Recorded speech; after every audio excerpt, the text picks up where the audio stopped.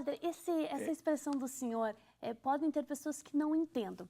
Esse deixar Jesus sozinho. Jesus por si não fica sozinho, porque claro. Afinal é Ele que está conosco sempre. Sim. O que o senhor quer dizer com essa expressão? Em uma exposição pública solene, quer o público, isto é, que estejamos presentes. Por isso é muito belo ver aquelas igrejas onde as pessoas se revezam, né, nesta manifestação pública, né, da nossa fé.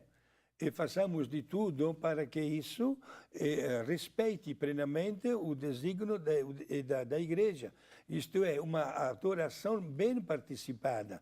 Quando a senhora acenou aos abusos, também isto tem o seu valor. Por quê? Porque estava acontecendo, às vezes, que não combina uma adoração com um show. Com um show, não combina. Como também o padre não está, então eu levo o Santíssimo na minha casa e permaneço um dia, uma noite. Não se pode, por enquanto, Jesus, não é que seja uma falta de respeito, mas se prefere que isso não aconteça. Se você não tem o padre, você deixe os seus programas pessoais de lado e fique, você que é responsável da igreja como ministro, ligue para a sua família dizendo que vai atrasar um pouco, fique de plantão, digamos, até que chegue o sacerdote. Padre, e quando ocorre uma missa, e no final tem adoração ao Santíssimo, isso pode ocorrer? É natural que ocorra? Sim, tem determinadas manifestações nas quais o sacerdote organiza com os seus fiéis horas de adorações, né, com a sua presença também. É muito louvável que isso aconteça. Inclusive, aqui no Brasil, estou vendo que está tendo um grande sucesso, usamos a palavra assim. Na Europa, por enquanto, ainda não. Aquele que é chamado de cerco de Jericó. Jesus que permanece exposto na igreja por 7 dias e 7 noites. E sempre tem pessoas que acompanham. Sim, tudo bem programado e organizado pelo sacerdote. Padre, eu quero pegar um gancho aí numa coisa que o senhor já falou. Sim. O senhor disse que sempre podem ter missas ou momentos específicos de adoração. A quinta-feira é um dia oficial para adoração na igreja? É um dia específico ou não tem dia? A igreja distribui a semana, Simone, para determinadas intenções particulares, né? Por exemplo, a segunda-feira é mais dedicada às almas. Na quinta-feira é mais dedicada para a adoração do Santíssimo.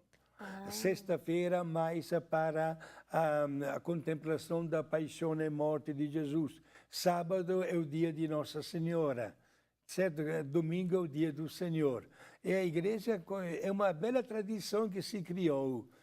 Nós notamos em tantas paróquias, por exemplo, o dia do descanso do padre, segunda-feira, é onde a renovação carismática celebra aquelas belas missas carismáticas, com a igreja lotada, com a presença do sacerdote que anima e que estimula. É uma belas iniciativas, assim. Padre, eu estou até ansiosa, porque o tempo está curto, eu tenho tantas perguntas ainda para fazer, mas uma eu acho que é de grande valia, nem que seja a última. Em muitas circunstâncias, as pessoas colocam na adoração ao Santíssimo a sua vida, a sua história e também os seus problemas, as suas dores, os seus pecados.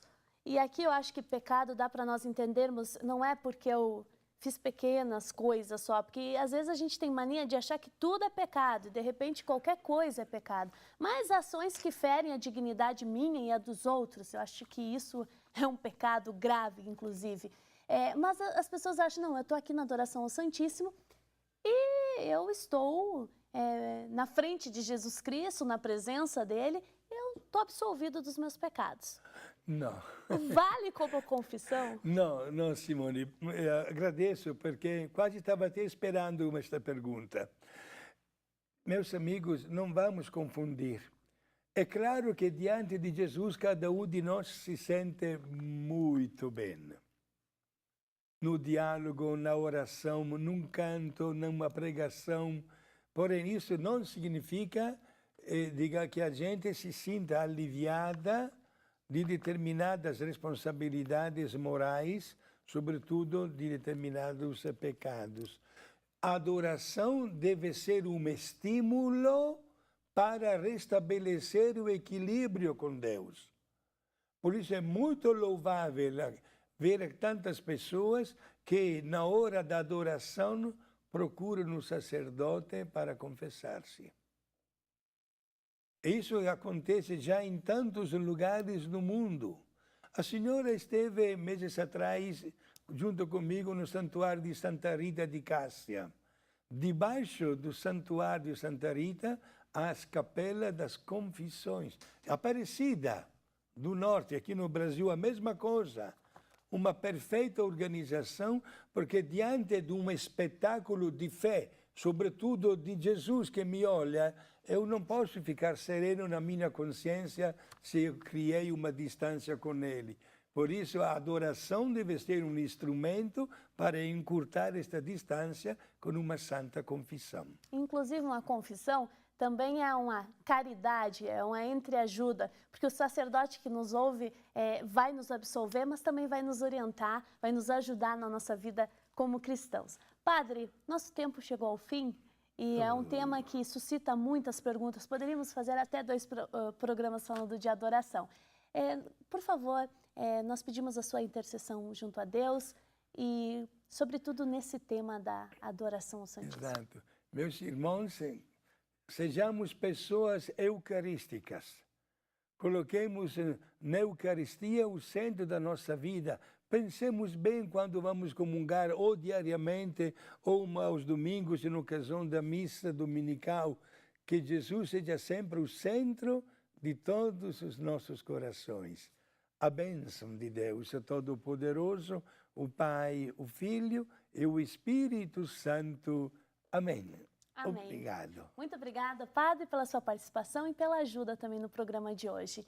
Nós agradecemos também a sua presença, a sua audiência e aguardo você no próximo programa na semana que vem. E não esqueça, a nossa equipe, eu, a nossa direção, o Padre Guido e você, nós somos a Igreja. Até mais.